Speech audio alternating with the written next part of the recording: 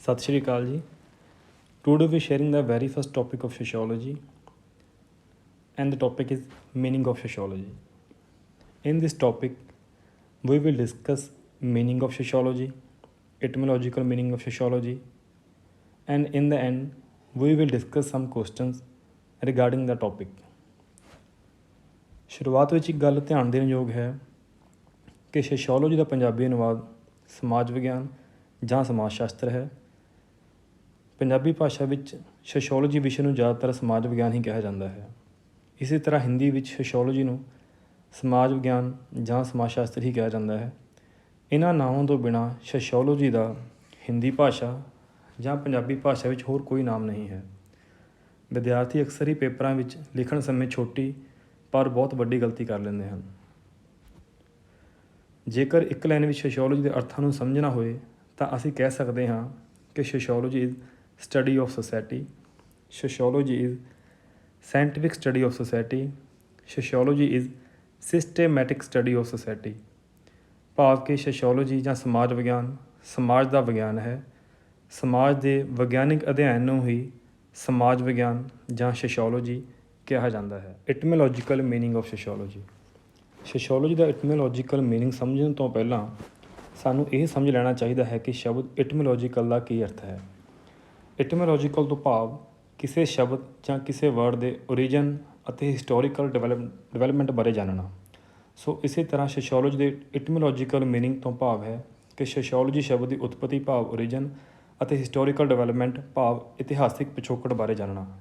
ਇਸ ਦੇ ਵਿੱਚ ਸ਼ਬਦ ਦੇ ਇਤਿਹਾਸਿਕ ਪਿਛੋਕੜ ਬਾਰੇ ਜਾਣਿਆ ਜਾਏਗਾ। ਸੋਸ਼ੀਓਲੋਜੀ ਸ਼ਬਦ ਦੋ ਸ਼ਬਦਾਂ ਦੇ ਮੇਲ ਤੋਂ ਬਣਿਆ ਹੈ, ਸੋਸ਼ੀਓ ਅਤੇ ਓਲੋਜੀ। ਇਹ ਦੋ ਸ਼ਬਦ ਦੋ ਵੱਖ-ਵੱਖ ਭਾਸ਼ਾਵਾਂ ਤੋਂ ਲਏ ਗਏ ਹਨ। ਸੋਸ਼ੀਓ ਸ਼ਬਦ ਲੈਟਿਨ ਲੈਂਗੁਏਜ ਭਾਵ ਲਾਤੀਨੀ ਭਾਸ਼ਾ ਦੇ ਸ਼ਬਦ ਸੋਸ਼ੀਅਸ ਤੋਂ ਲਿਆ ਗਿਆ ਹੈ, ਜਿਸ ਦਾ ਅਰਥ ਹੈ ਸਮਾਜ ਜਾਂ ਸੁਸਾਇਟੀ। ਦੂਜੇ ਪਾਸੇ ਓਲੋਜੀ ਸ਼ਬਦ ਗ੍ਰੀਕ ਲੈਂਗੁਏਜ ਭਾਵ ਯੂਨਾਨੀ ਭਾਸ਼ਾ ਦੇ ਸ਼ਬਦ ਲੋਗੋਸ ਤੋਂ ਲਿਆ ਗਿਆ ਹੈ, ਜਿਸ ਦਾ ਅਰਥ ਹੈ ਸਟੱਡੀ ਜਾਂ ਸਾਇੰਟੀਫਿਕ ਸਟੱਡੀ ਜਾਂ ਸਿਸਟੇਮੈਟਿਕ ਸਟੱਡੀ। ਭਾਵ ਕਿ ਲੋਗੋਸ ਤੋਂ ਭਾਵ ਹੈ ਵਿਗਿਆਨਿਕ ਅਧਿਐਨ। ਸੋ ਇਸ ਤਰ੍ਹਾਂ ਸੋਸ਼ੀਓਲੋਜੀ ਦਾ ਇਟਮੋਲੋਜੀਕਲ ਮੀਨਿੰਗ ਹੈ ਸਟੱਡੀ ਆਫ ਸੁਸਾਇਟੀ ਜਾਂ ਸਿਸਟੇਮੈਟਿਕ ਸਟੱਡੀ ਆਫ ਸੁਸਾਇਟੀ ਜਾਂ ਸਾਇੰਟੀਫਿਕ ਸਟੱਡੀ ਆਫ ਸੁਸਾਇਟੀ। ਭਾਵ ਕਿ ਸਮਾਜ ਵਿਗਿਆਨ ਸਮਾਜ ਦਾ ਵਿਗਿਆਨਿਕ ਅਧਿਐਨ ਹੈ ਜਾਂ ਸਮਾਜ ਦਾ ਵਿਗਿਆਨ ਹੈ। ਇਸੇ ਤਰ੍ਹਾਂ ਸੋਸ਼ੀਓਲੋਜੀ ਨੂੰ ਸਾਇੰਸ ਆਫ ਸੁਸਾਇਟੀ ਵੀ ਕਿਹਾ ਜਾਂਦਾ ਹੈ। ਸੋਸ਼ੀਓਲੋਜੀ ਆਪਣੇ ਨੇਚਰ ਅਤੇ ਸਕੋਪ ਕਰਕੇ ਇੱਕ ਵੱਖਰੇ ਵਿਗਿਆਨ ਦੇ ਤੌਰ 'ਤੇ ਸਥਾਪਿਤ ਹੋਈ ਹੈ। ਅਗਸਤ ਕੌਂਤ ਨੂੰ ਫਾਦਰ ਆਫ ਸੋਸ਼ੀਓਲੋਜੀ ਭਾਵ ਸਮਾਜ ਵਿਗਿਆਨ ਦੇ ਪਿਤਾਮਾ ਦੇ ਤੌਰ 'ਤੇ ਜਾਣਿਆ ਜਾਂਦਾ ਹੈ। ਅਗਸਤ ਕੌਂਤ ਇੱਕ ਫ੍ਰੈਂਚ ਫਿਲੋਸਫਰ ਫਰਾਂਸੀਸੀ ਦਾਰਸ਼ਨਿਕ ਵਿਗਿਆਨੀ ਸਨ। ਅਗਸਤ ਕੌਂਤ ਨੇ ਸਭ ਤੋਂ ਪਹਿਲਾਂ ਸੋਸ਼ੀਓਲੋਜੀ ਸ਼ਬਦ ਦੀ ਵਰਤੋਂ ਕੀਤੀ। ਉਹਨਾਂ ਨੇ ਸੋਸ਼ੀਓਲੋਜੀ ਸ਼ਬਦ ਦੀ ਰਚਨਾ 1839 ਦੇ ਵਿੱਚ ਕੀਤੀ।